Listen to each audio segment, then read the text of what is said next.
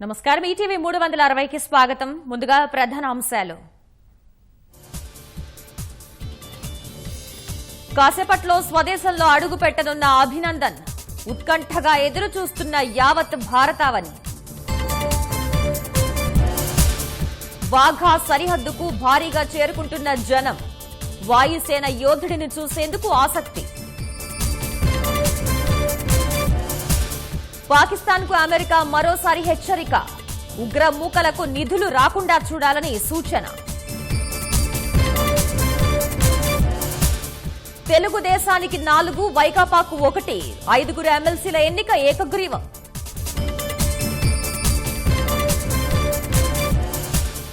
ఓట్ల తొలగింపు పేరుతో వైకాపా తప్పుడు ఫిర్యాదులు.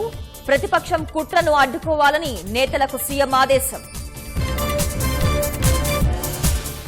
నెల్లూరు జిల్లాలోని 4 స్థానాలకు అభ్యర్థులు ఖరారు. నేడు చంద్రబాబుతో భేటీ కానున్న తిరుపతి నేతలు. సాయంత్రం విశాఖలో ప్రధాని మోదీ పర్యటన. వ్యతిరేకిస్తూ రాష్ట్ర వ్యాప్తంగా నిరసనలు. అనంతపురం జిల్లా కోనాపురంలో చిరుత సంచారం.